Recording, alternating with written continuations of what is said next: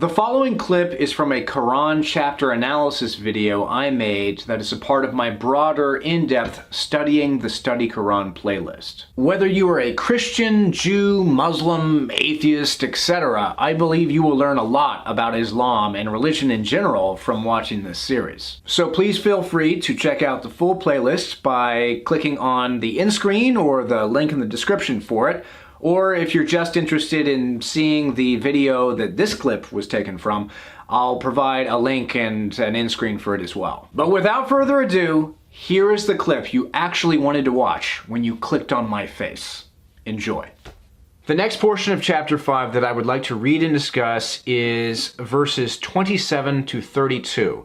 Now, this portion of the Quran is dealing directly with the famous story of Cain and Abel from the Bible. But it's kind of like a retelling of that story with some added details and dialogue that, guys, I have to say, is epic and awesome and worth discussing in detail. So without further ado, let's read these verses and discuss them and discuss the footnotes that go along with them that will bring an even greater depth of understanding to the story. And recite unto them with truth the account of Adam's 2 sons, when they each offered a sacrifice, and it was accepted from one of them, though not accepted from the other. One said, I will surely slay you. The other said, God accepts only from the reverent. Even if you stretch forth your hand against me to slay me, I shall not stretch forth my hand against you to slay you. Truly I fear God, Lord of the worlds. I desire that you should be burdened with my sin and your sin, and so become one of the inhabitants of the fire. Such is the recompense of the wrongdoers. Then his soul prompted him to slay his brother, and he slew him, and thus came to be among the losers. Then God sent a crow, scratching the earth, to show him how he might conceal his brother's nakedness. He said, O woe unto me! Am I not able to be even as this crow and conceal my brother's nakedness? And he came to be among the remorseful. For this reason we prescribe for the children of Israel, that whosoever slays a soul, unless it be for another soul or working corruption upon the earth, it is as though he slew mankind altogether. And whosoever saves the life of one, it is as though he saved the life of mankind altogether. Our messengers have certainly come unto them with clear proofs, yet even after that, many of them are prodigal on the earth. So to me, all of that is just freaking awesome. I mean, the dialogue between Cain and Abel, that is not present in the Genesis account.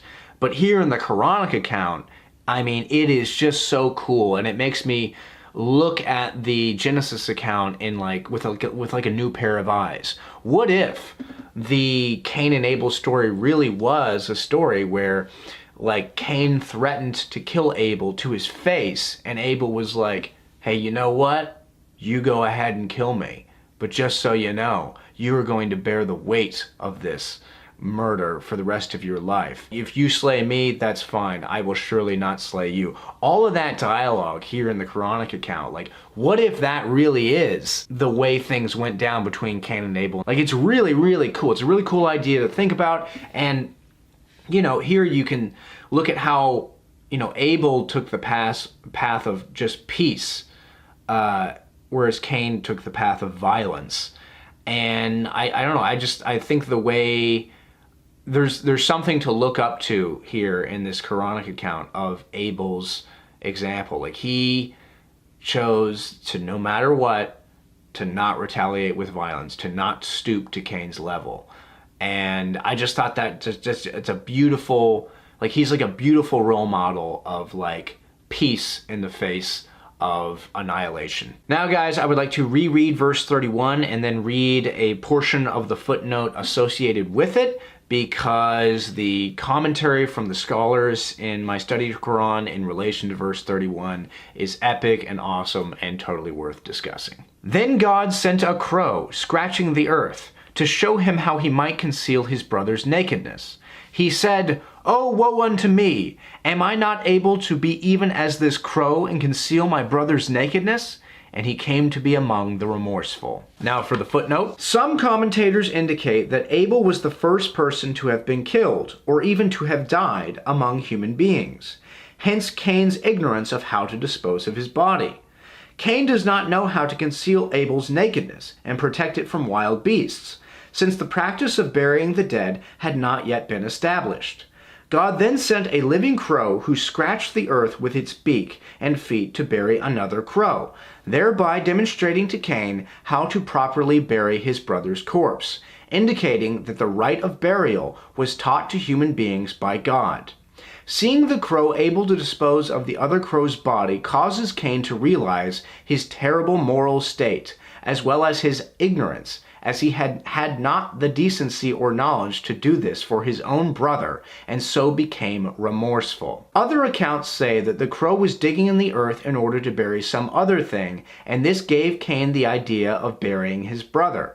Or that the crow came and began covering the dead Abel with earth, and when Cain saw how much digging was afforded his victim, he became remorseful. To me, all of that is just so cool. Like the idea that no one had been killed at this point in human history, and so Cain did not know how to conceal his brother's nakedness. He did not know to bury Abel.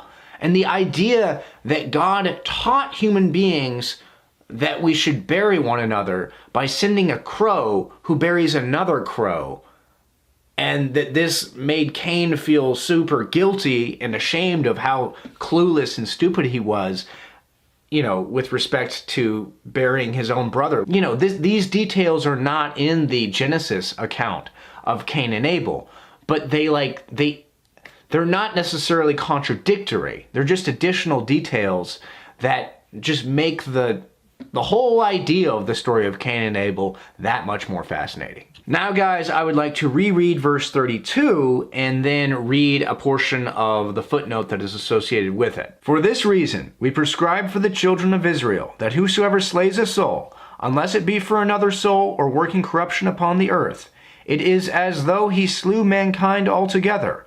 And whosoever saves the life of one, it is as though he saved the life of mankind altogether.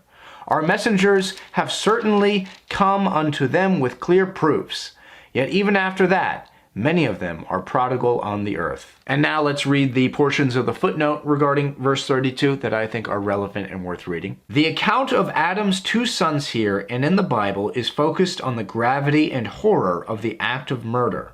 Cain's initial inability to hide Abel's corpse in the Quranic account, and the statement that Abel's blood was crying out from the ground in the biblical account, both suggest the particular difficulty of concealing a crime of murder, and thus the likelihood of punishment in this world as well as the next. In this verse concluding the account, the Quran further emphasizes the enormity of the sin of murder by stating that God prescribed for the children of Israel that the killing of one soul was like the killing of mankind altogether, and analogously that saving a life was like saving mankind altogether. The Jewish commentary tradition, as contained in both the Mishnah and the Talmud, similarly connects this specific idea, which became an important part of Jewish ethics, to the story of Cain and Abel. I find it so beautiful that the Quranic and the biblical account of the story of Cain and Abel, they're not the exact same, but they complement each other. Like,